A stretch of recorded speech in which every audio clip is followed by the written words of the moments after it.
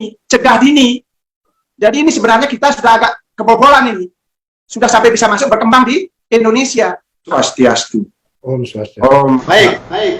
Ini sebagai anak bangsa perlu diketahui karena kewajiban saya sebagai salah seorang mantan rekan untuk menjelaskan ini.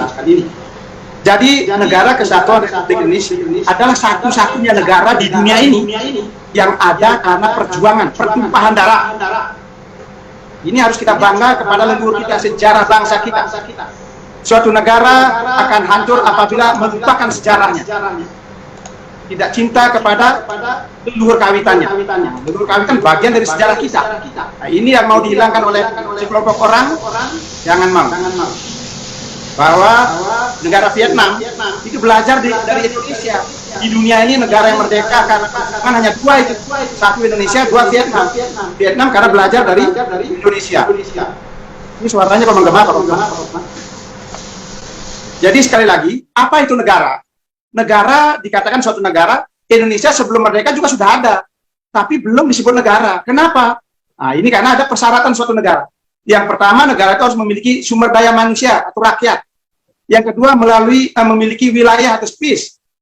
Yang ketiga, memiliki pemerintahan yang berdaulat. Nah, ini sebenarnya sebelum merdeka kita sudah ada. Yang keempat ini belum ada, pengakuan dari dunia internasional. Nah, ini yang penting. Maka dari itu, kita berjuang terus dan meminta pengakuan. Makanya bahasan dari Ibu Gayatri, Dr. Gayatri, termasuk Dr. Putu Sergei, itu semua dalam rangka mengetahui ke dalam dan pengakuan dunia internasional, berkorelasi dengan dunia internasional. Ini wajib, karena kita berada dalam dunia luas. Bukan kata di bawah tempurung. Nah, gitu ya. Saya lanjutkan. Ancaman bagi setiap negara, itu selalu ada.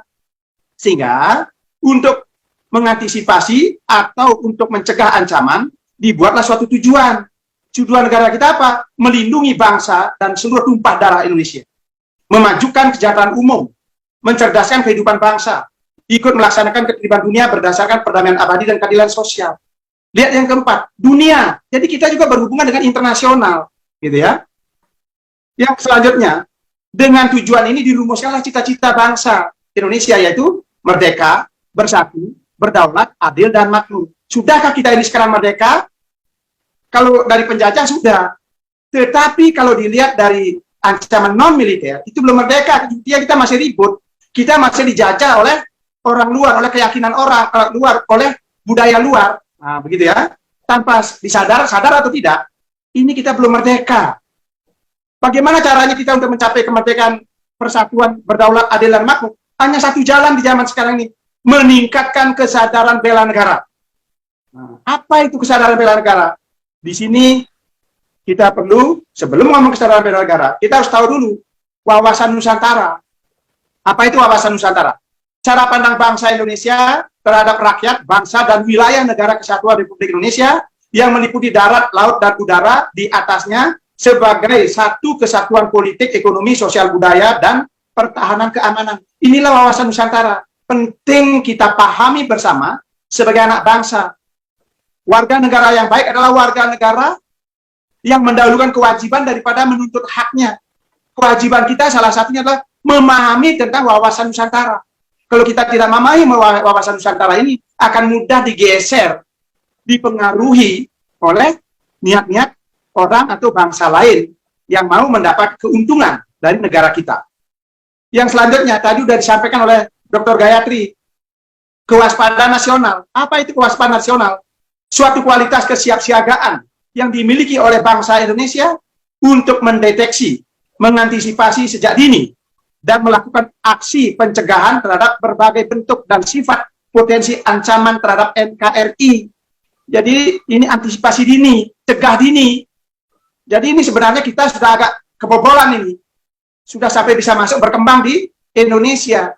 Apalagi VHP itu mengatakan beberapa organisasi, ada 6 organisasi di Indonesia dikatakan berafiliasi sama dia.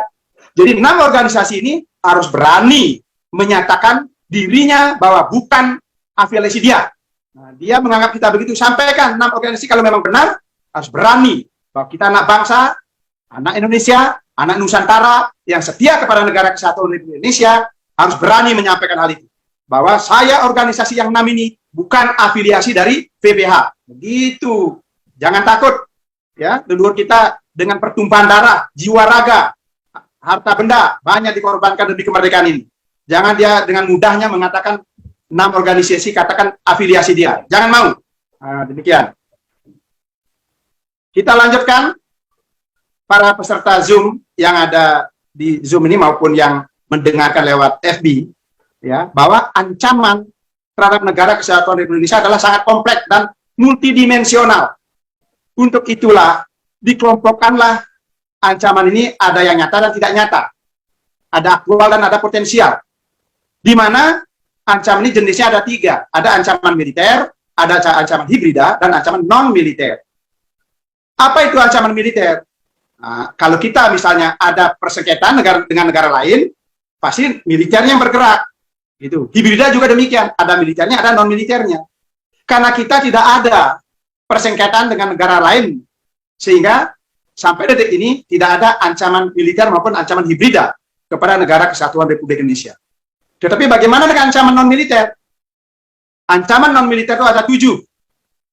Ada ancaman ideologi, politik, ekonomi, sosial budaya, keselamatan umum, teknologi, dan legislasi. Inilah ancaman non-militer. Inilah sudah di depan mata kita, sudah aktual dan potensial.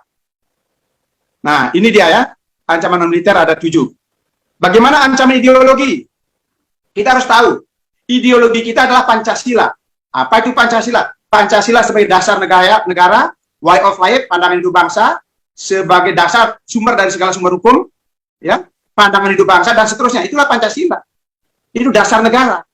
Andaikan dasar negara kita anggap suatu rumah negara itu, kalau dasarnya dibongkar atau diganti, berarti rumah itu roboh, hancur rumah itu. Artinya kalau Pancasila sudah diganti dengan ideologi lain, berarti negara kesatuan Republik Indonesia adalah dihancurkan, gitu namanya. Bapak Ibu sekalian, harus kita sadari bahwa negara kesatuan Republik Indonesia bagaikan wanita yang cantik, molek, tinggi, langsing lanjar, gitar Spanyol, ya, kulitnya kayak putih mulus begitu. Siapa laki-laki yang tidak tertarik, tidak pingin, anggap laki-laki itu adalah negara-negara lain begitu. Siapa negara lain yang tidak berkepentingan dengan Indonesia, tidak jatuh cinta dengan Indonesia, tidak pingin menguasai Indonesia? Semua negara-negara di dunia ingin menguasai Indonesia. Kenapa? Karena budaya yang sedemikian luar biasa. Karena semua harta yang ada di negeri ini, ya, yang di dalam bumi maupun di permukaan, semua harta benda yang merupakan kebutuhan primer manusia, sehingga itu dibutuhkan tambang-tambang, emas, minyak, ya, nikel, dan sebagainya.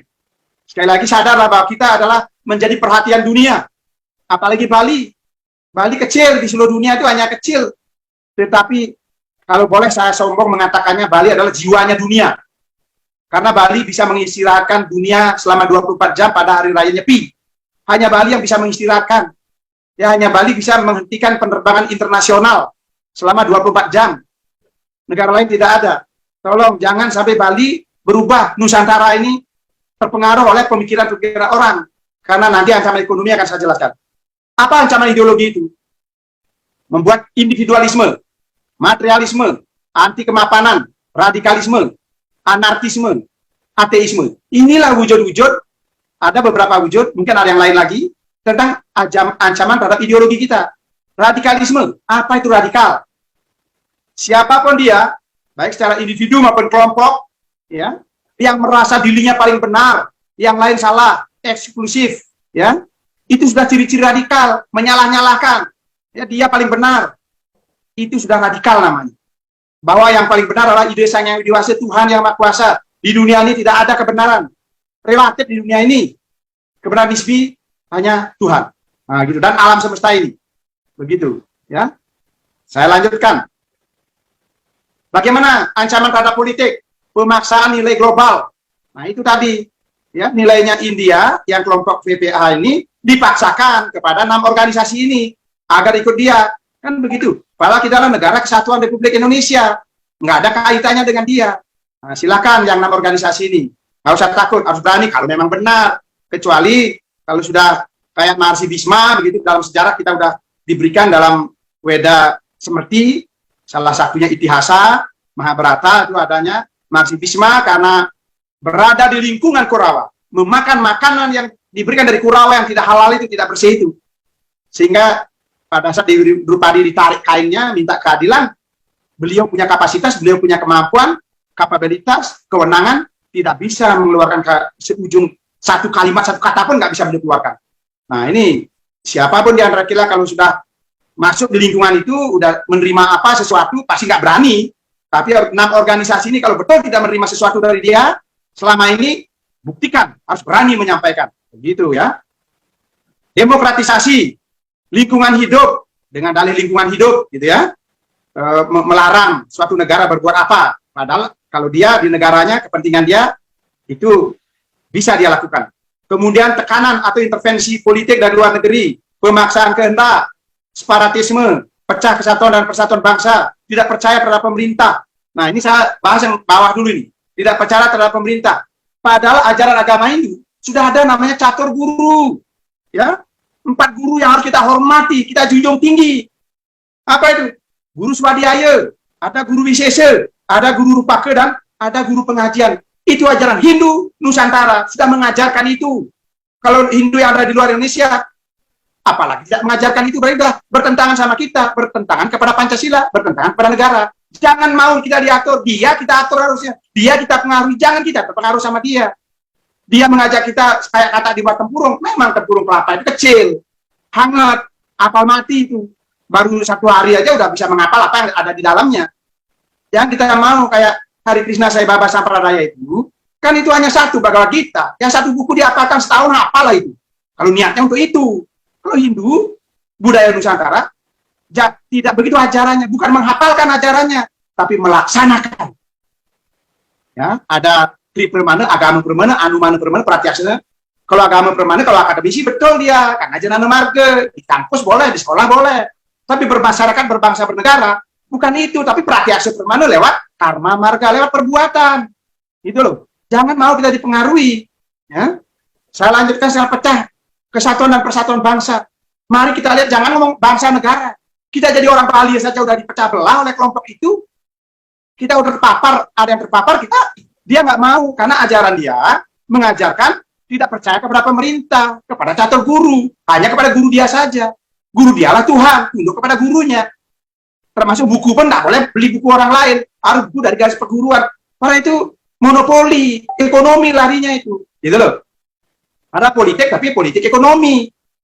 Makanan vegetarian, saya dipengaruhi oleh ipar saya, datang ke Jakarta, ke Bandung, bawa makanan dia, nggak mau minta makanan dari saya.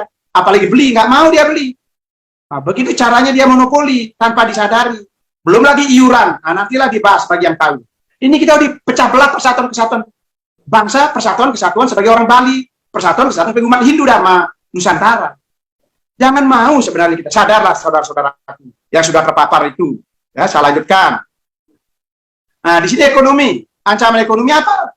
Ada inflasi, pengangguran yang tinggi, penetapan sistem ekonomi, tingkat pendidikan rendah, kesenjangan kaya dan miskin, ketidakpastian nilai tukar, ketergantungan asing, daya saing rendah, pembatasan kuota, embargo, penolakan hasil produksi, volume dagang tidak seimbang, illegal fishing, illegal mining, dan illegal logging.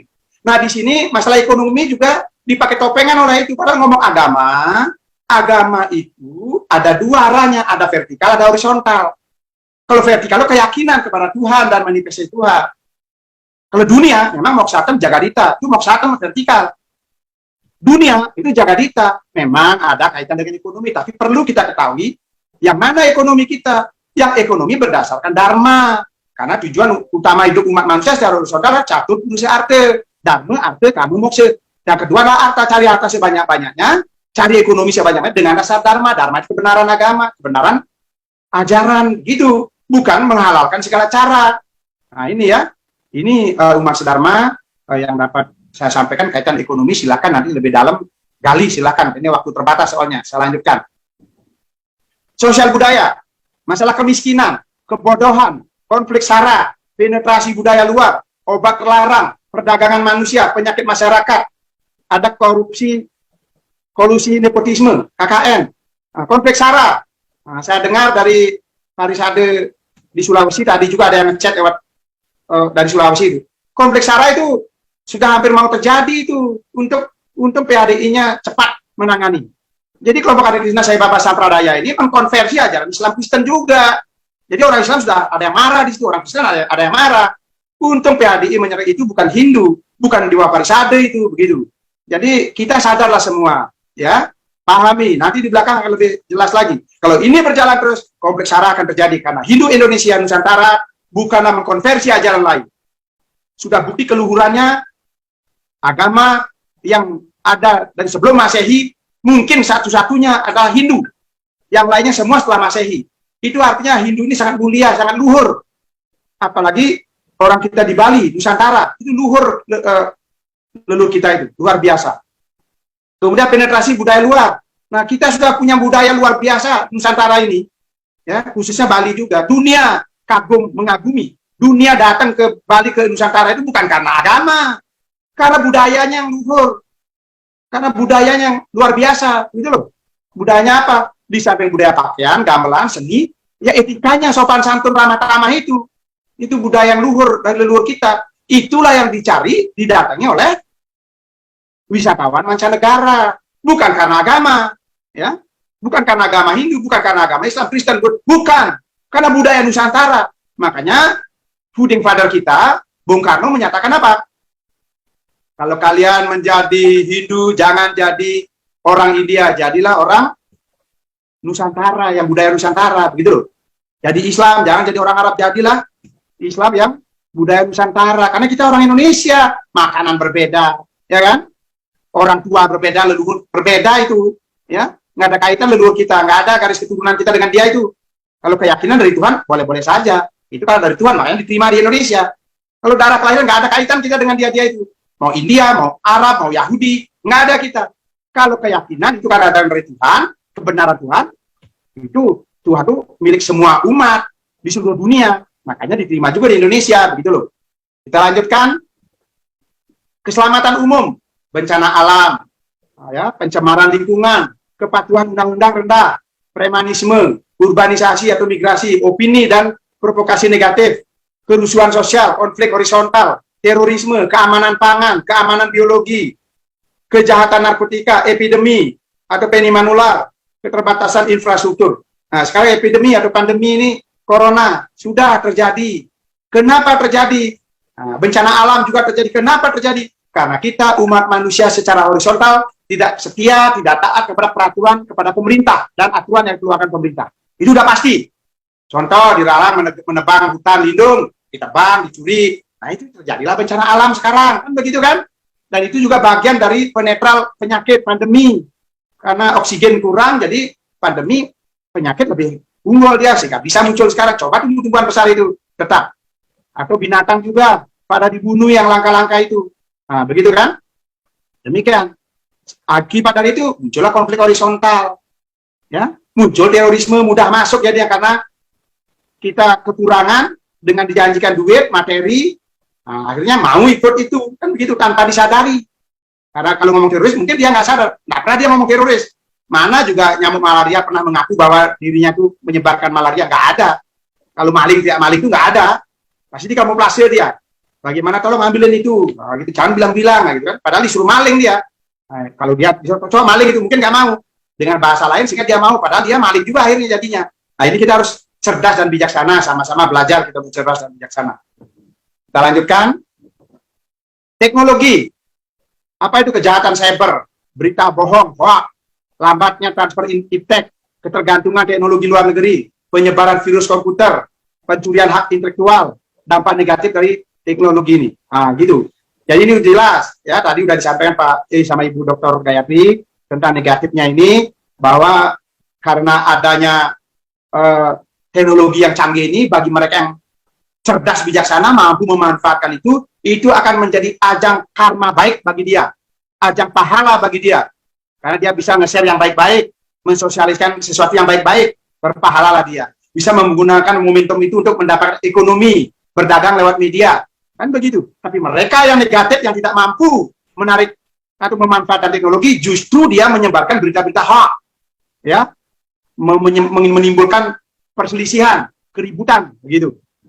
Lanjut, legislasi. Nah, ini tadi sudah Pak Ketut Serigik banyak menyampaikan ancaman legislasi, duplikasi hukum nasional, intervensi proses peradilan, moralitas aparatur penegak hukum, independensi hukum nasional dan adat, lemahnya hukum dalam perundingan internasional, tekanan terhadap proses peradilan, kepentingan asing terhadap LSM, intervensi terhadap sistem pemerintahan, isu pelanggaran HAM, upaya asing menguasai kedaulatan hukum Republik Indonesia, asas ekstra teritorial hukum dari negara lain.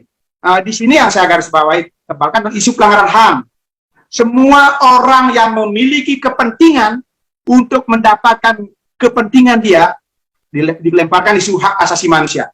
Kita rakyat Indonesia yang cerdas dan bijaksana jangan mau dipengaruhi itu. Ngomong hak di situ harus ada kewajiban, harus seimbang antara hak dan kewajiban. Dan ingat sebagai anak bangsa mesti mendahulukan kewajiban daripada hak. Ilustrasinya begini, Bapak Ibu sekalian yang sudah sarjana misalnya, kenapa bisa diterima di satu kampus? Karena kewajibannya sudah dilaksanakan. Kewajiban mendaftarkan diri, kewajiban ikut tes, kewajiban membayarnya. Bolehlah ikut kuliah, diberilah haknya gelar sarjana. Kan begitu. Bagaimana kewajiban kalau kita ngomong hak? Ya nggak bisa. Jadi kita jangan mau dipengaruhi hanya menuntut hak. Ham, apa itu? Leluhur kita sejak zaman dulu sampai detik ini menjadi contoh teladan tentang penegakan hak asasi manusia di seluruh dunia. Jangan kita dipengaruhi oleh orang-orang yang banyak melanggar HAM di negerinya. Coba download, lihat sejarah bangsanya, lihat sejarah negara itu. Banyak dia melanggar HAM agar dia bisa masuk ke Indonesia. Pura-pura dia tidak melanggar HAM, paling suci sedunia. Dilempar kalau ke Indonesia tentang HAM agar Indonesia mau mengikuti apa pemikiran dia, apa pola alur keinginan dia, begitu loh. Jangan kita takut masalah HAM. HAM bukan ditakuti, tetapi untuk ditaati. Begitu. Ini dikit-dikit HAM. Ditakut-takuti, jangan takut. HAM itu untuk diikuti, untuk ditegakkan. Ya, demikian. Saya lanjutkan. Apa itu bela negara? Sebagai warga negara ini mesti tahu Undang-Undang Republik Indonesia Nomor 3 Tahun 2002 tentang Pertahanan Negara, khususnya pasal 9. Yang bunyinya, sikap dan perilaku warga negara yang dijiwai oleh kecintaannya kepada negara kesatuan Republik Indonesia yang berdasarkan Pancasila dan Undang-Undang Dasar 1945 dalam rangka menjamin kelangsungan hidup bangsa dan negara. Ini, kalau warga negara tidak membela negaranya, itu sama dengan melanggar hak asasi manusia. Ya, karena nanti saya lanjutkan, di mana buktinya? Nah ini buktinya. Ya, dan dasar hukum bela negara itu apa? Ada Undang-Undang 45, ya, Undang-Undang Dasar Negara Republik Indonesia tahun 1945, pasal 27 ayat 3. Setiap warga negara berhak dan wajib ikut serta dalam upaya pembelaan negara. Pasal 30 ayat 1. Tiap-tiap warga negara berhak dan wajib ikut serta dalam usaha pertahanan dan keamanan negara. Jadi yang dinomorsikan negara kita, bukan negara lain. Bukan India, bukan Amerika, bukan Australia, atau bukan negara lain. Kita Indonesia, kedaulatan Indonesia. Ya, yang patut kita bela. Pasal 1 nomor 2, Undang-Undang nomor 3 tentang pertahanan negara. Sistem pertahanan negara kita adalah sistem pertahanan yang bersifat semesta, yang melibatkan seluruh warga negara, wilayah dan sumber daya nasional lainnya, serta dipersiapkan secara dini oleh pemerintah dan diselenggarakan secara total, terpadu, terarah, dan berkelanjutan untuk menegakkan kedaulatan negara, keutuhan wilayah, dan keselamatan segenap bangsa dari segala ancaman. Nah ini, ya. Kemudian selanjutnya adalah Undang-Undang Nomor 39 Tahun 1999 tentang hak asasi manusia, khususnya pasal 68. Nah ini yang saya sampaikan tadi. Setiap warga negara wajib ikut serta dalam upaya pembelaan negara. Kalau seorang individu warga negara tidak membela negaranya, itu sama dengan melanggar HAM. Nah, jangan ngomong HAM pendapat orang lain. Kita ngomong HAM sesuai dengan undang-undang tentang HAM. Ya, yang nomor 39 tahun 1999.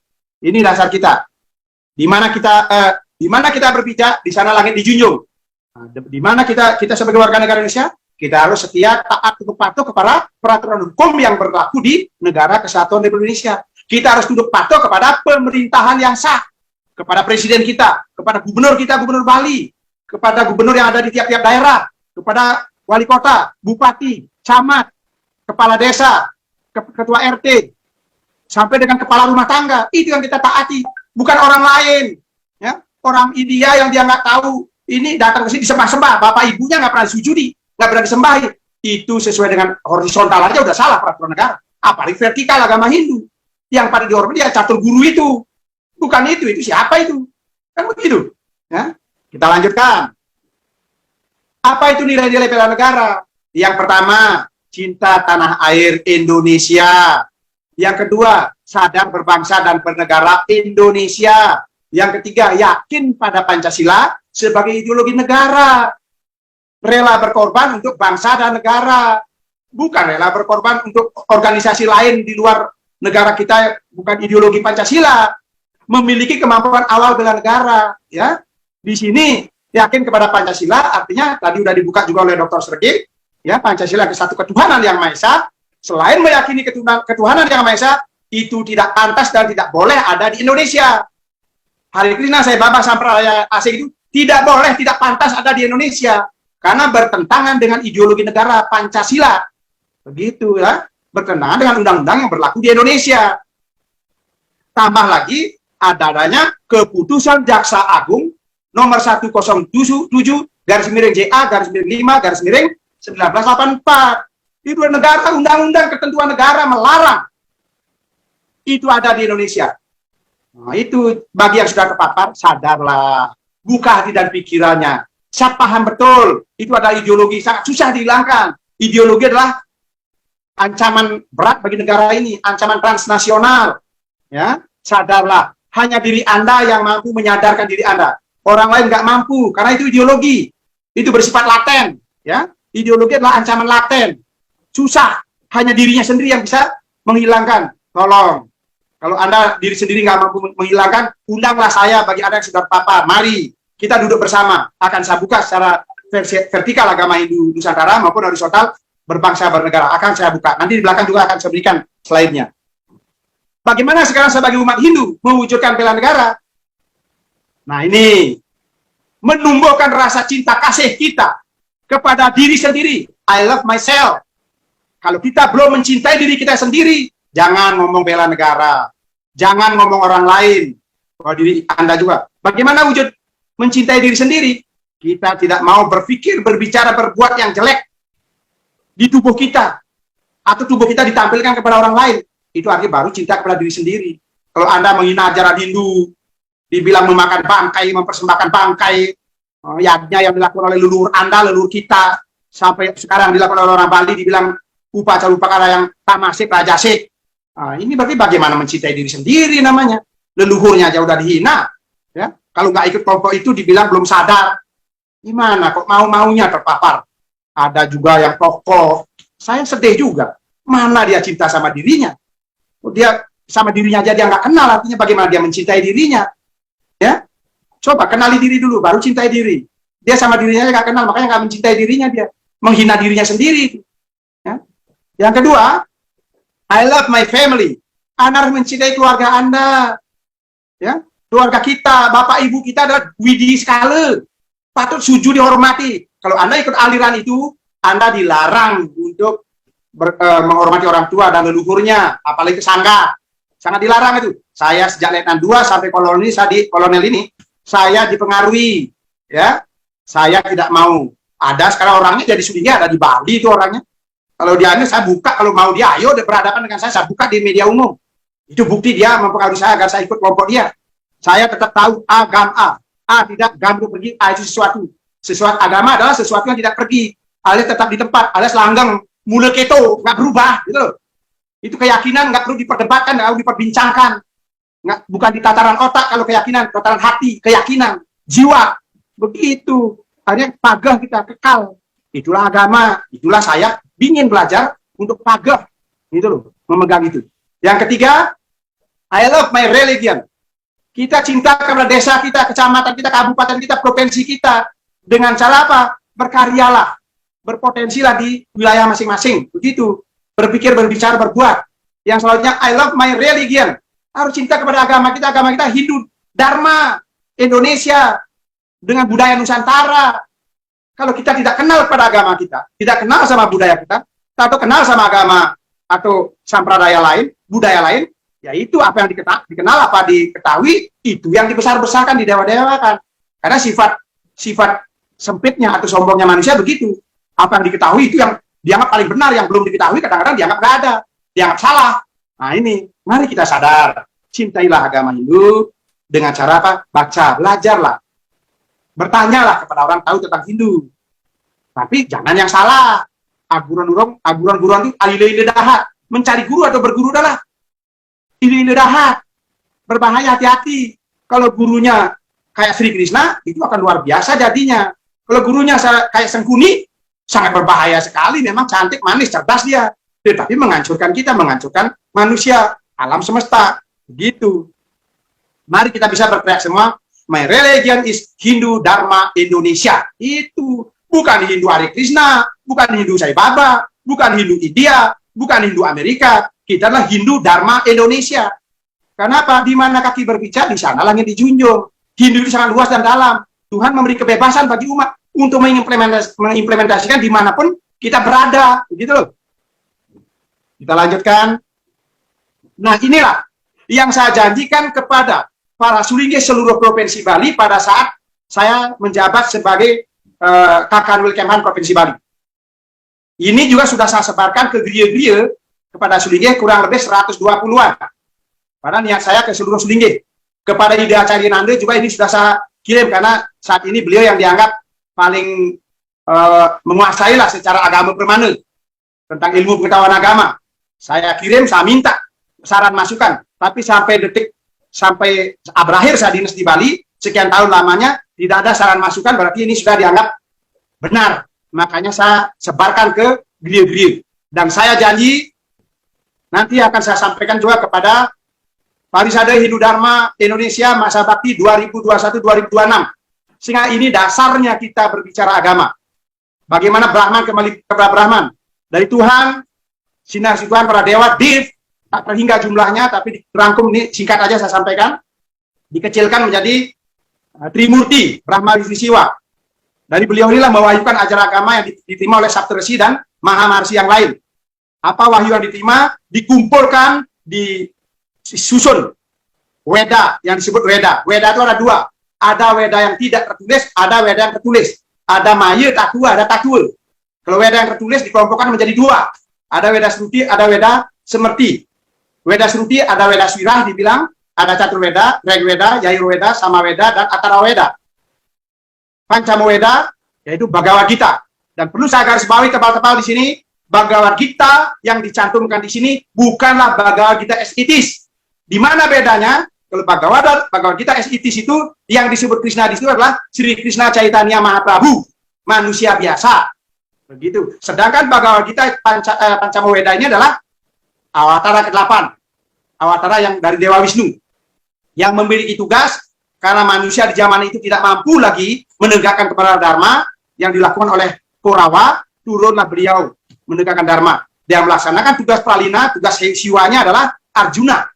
Walaupun nyaris gagal tugas Awatara ke-8. Andai kan Arjuna tetap memegang hak asasi manusia kalau secara horizontal, secara vertikal, mau memegang Wasudewa Kutumbakam, Tatwa Masi, kemudian apalagi manusia atau makhluk berkuku 5 tidak boleh saling membunuh, ahimsa, kan begitu.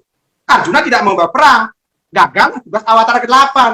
Maka dari itu, Sri Krishna, kalau zaman sekarang itu dibilang kerangsukan, kemasukan. Sri Krishna pada saat itu dirangsuki oleh Tuhan, oleh Brahman. Memberikanlah sabdanya kepada Arjuna. Itulah Arjuna menerima sabda langsung dari Tuhan lewat Sri Krishna. Makanya dijadikan kelompok Weda Sruti, karena Sruti itu artinya pendengaran langsung. Bisa Arjuna mendengar langsung sabda Tuhan cuma lewat Sri Krishna. Makanya Pancamaweda sebutannya. Kalau Arjuna langsung dari Tuhan, itu Weda Sruti, berarti masuk di kelima nanti di situ. Berarti bukan Catur Weda, tapi Pancaweda nanti larinya. Gitu loh. Karena ini dari Sri Krishna, makanya disebut Pancamaweda. Jangan diributkan ini. Dan kita juga orang Indonesia, orang Bali, jangan antipati kepada orang India. Karena orang India tidak semuanya begitu. Ya, itu. Hati-hati kita. Kemudian Weda Semerti, Wedanga, Upabeda. Wedanga itu ada Itiasa, Purana, dan seterusnya. Untuk apa sih Weda ini diwahyukan? Ya untuk menegakkan kebenaran agama, untuk menjaga tanda plus ini. Nah ini yang saya tunjuk dia. Mana dia nih? Nah ini, tapak dalil. Yang ke atas ini adalah hubungan manusia dengan Tuhan. Bagaimana etikanya? Kemudian yang ke samping kiri kanan, hubungan manusia dengan sesama manusia. Manusia baik untuk kita ikuti, yang jelek untuk kita bina. Gitu. Yang ke bawah ini adalah manusia dengan makhluk yang derajatnya lebih rendah. Siapa itu yang tidak kelihatan? Ya budi kalau itu setan, jin, iblis, mau dileak dan sebagainya itu. Kalau yang kelihatan dibagi tiga, ada hewan atau binatang, ada tumbuh-tumbuhan, ada alam batu-batuan. Begitu ya. Supaya singkat, saya lanjutkan. Semua ajaran agama Hindu yang diwahyukan yang disebut Weda ini dirangkum supaya memudahkan dipahami dan dilaksanakan oleh umatnya, oleh orang Indonesia ini. Ini adanya cuma di Indonesia, di India nggak ada ini. Patut bangga kita menjadi orang Indonesia ini, leluhur kita yang membuat ini. Dikelompokkan menjadi tiga, ya. Yang disebut tiga kerangka dasar agama Hindu, yaitu tatwa atau filsafat, susila atau etika, ritual atau upacara upakara. Ajaran tatwa dikembangkan dengan ajaran Pancasilada, 5 keyakinan. Nama keyakinan itu bukan di otak, tapi di hati. Ya, ada Brahman, Atman, Karman, Punarbawa, Moksa.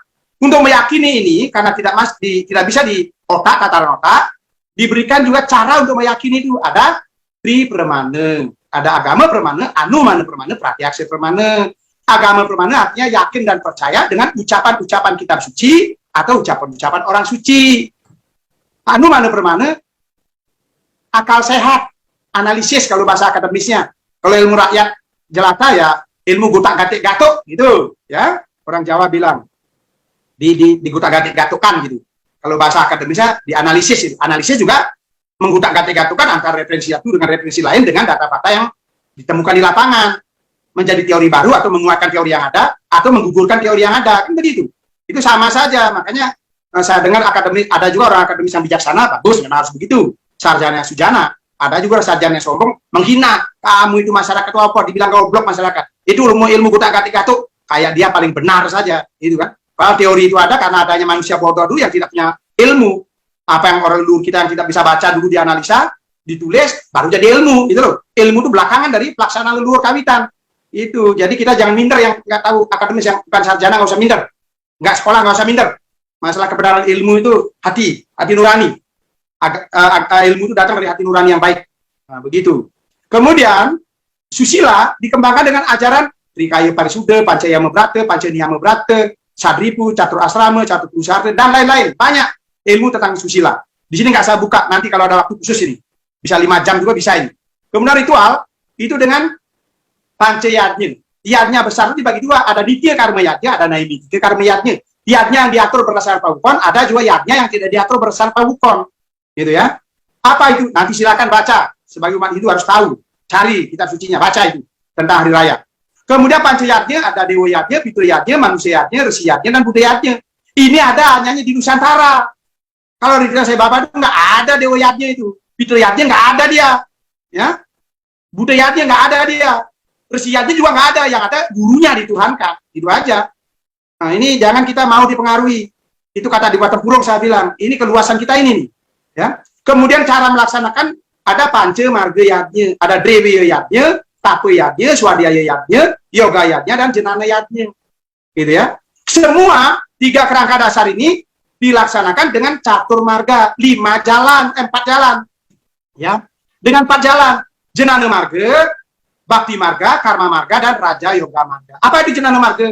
Mereka yang memahami tentang Tuhan, memahami tentang ajaran ketuhanan atau ajaran agama, mampu mengimplementasikan dalam kehidupan sehari-hari, mampu memberi pencerahan kepada umat, itulah namanya Jenana Marga. Bakti Marga, mereka yang mau meyakini ajaran Tuhan, tentang Tuhan, walaupun dia tidak tahu tentang ajaran agama, apalagi tahu. Sehingga dia mau datang ke tempat-tempat suci, tempat-tempat yang disucikan, mau di tengah hutan, mau di seberang laut, mau di pantai, mau di tempat tengah, dia datengin. Karena wujud baktinya itu namanya Bakti Marga. Karma Marga, dengan cara berpikir, bekerja, berbuat yang baik. Leluhur kita dulu nggak tahu baca, nggak tahu pisahan dia, nggak tahu panci sembah. Dia hanya bekerja dengan baik. Itu juga namanya yadnya, ya. Namanya Karma Marga. Yang bekerja yang baik, berpikir yang baik, pasti dapat yang baik. Ale ulah, ale tunggu, ayu kinanti, ayu pinange. Karma pala, gitu loh. Bukan hanya Jenana Marga saja. 4-4-nya dominan mana boleh. Tapi sesungguhnya 4-4-nya kita laksanakan. Contohnya kita lewat jalan Soekarno-Hatta, di sebelah kirinya ada hotel apa, ada toko apa, ada merek apa, ada pinggir jalan, ada selokan. Walaupun kita lewat tengah, semua juga kita dapatkan. Kita lewat pinggir, semua juga kita dapatkan. Lewat selokan, semua juga kita dapatkan. Ya. Nah, jadi itu ya, semua jalan bisa dilakoni, tapi semua kita dapat. Dominan mana? Gitu. Raja Yoga Marga apa? Ini pemasrahan diri. Dia nggak butuh lagi makanan, minuman, ilmu, pengetahuan, nggak. Yang dibutuhkan dia pemasaran diri dengan mengatur nafasnya, dengan mengagungkan Tuhan. Makan nggak makan bagi dia udah nggak masalah. Ada memberi nggak ada memberi nggak masalah. Dipuji atau dihina dia nggak masalah. Itu tingkatan Raja Yoga Marga. Inilah ajaran catur marga itu. Jangan merasa dia paling hebat. Ini kita leluhur kita jauh lebih hebat daripada Prabupada, daripada Sri Krishna Chaitanya Mahaprabhu itu, daripada Sai Baba itu, jauh leluhur kita lebih hebat, gitu loh. Bisa membuat Bali menjadi pulau dewata kok. Kalau dia hebat, harusnya dia bisa membuat India dewata atau Amerika dewata, kan begitu. Ini semua ajaran ini dilaksanakan dalam rangka mencapai tujuan. Vertikal adalah Moksatam, horizontal adalah Jagadita. Moksatam, Jagadita, Iti Dharma, itu menunggalah dengan Brahman. Inilah keluasan dan kedalaman ajaran agama Hindu yang sudah diterima dan dikombinasikan dengan leluhur kita Maharshi dari India, dikembangkan di Nusantara ini. Inilah keluasan kedalamannya. Karya Maha Agung harus kita pertahankan, harus kita pelajari, harus kita pahami. Kenal maka sayang, tidak kenal maka tidak sayang. Kenalilah itu, agar kita sayang sama itu. Jangan Anda kenali ajaran Hari Krishna Sai Baba Sampradaya asing itu, sehingga Anda menyayangi itu akhirnya. Rela putus sama orang tua, rela tidak ke pura, ke sanggah. Kan gitu. Nah, karena mau menjadi ininya si Krishna Chaitanya Mahaprabhu nanti di Waikunta itu, kan gitu. Jangan mau. Demikian yang dapat saya sampaikan. Ampun, saya memakan waktu agak banyak, karena inilah event yang sangat bagus. Dumugi para pendengar masih mau mendengarkan. Bagi mereka yang tidak mau mendengarkan, yakinlah dia sudah kena pengaruh buta kala. Karena para buta kala tidak mau mendengarkan kebenaran. Buta kala senang mendengarkan tidak benar. Begitu. Panas telinganya dia, panas hatinya, panas pantatnya. Keluarlah dia, pergilah dia. Begitu. Nah, demikian yang saya sampaikan. Sukses mendahat. Rahayu niki sahasina bantu para mesanti. Om Santi, Santi, Santi.